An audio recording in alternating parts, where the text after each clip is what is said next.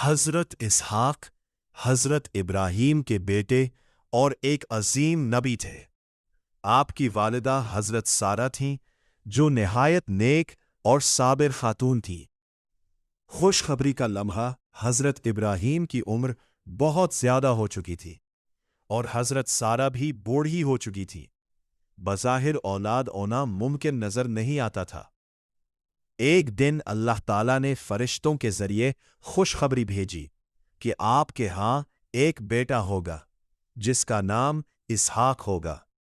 حضرت سارہ یہ سن کر حیران رہ گئی اور بولی، کیا میں اس بڑھاپے میں ماں بنوں گی؟ مگر اللہ کے لیے کچھ بھی مشکل نہیں ہوتا۔ یہی ایک عظیم معجزہ تھا۔ پیدائش اور خوشی اللہ کے حکم سے حضرت اسحاق پیدا ہوئے۔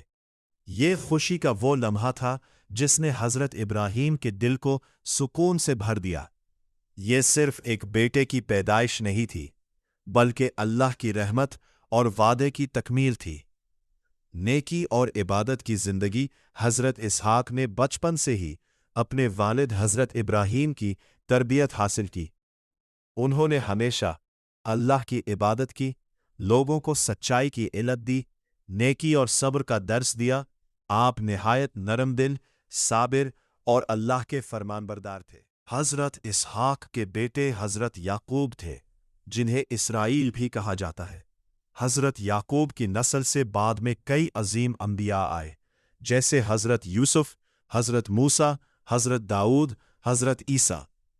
اس طرح حضرت اسحاق بنی اسرائیل کے انبیاء کے سلسلے کی ایک اہم کڑی بنے۔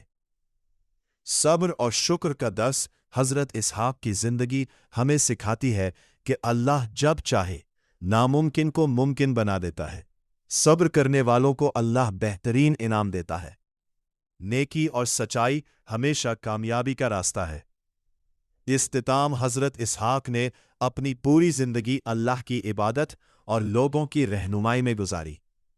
وہ ایک عظیم نبی تھے جن کی زندگی صبر، ایمان اور اللہ پر بھروسے کی روشن مثال ہے۔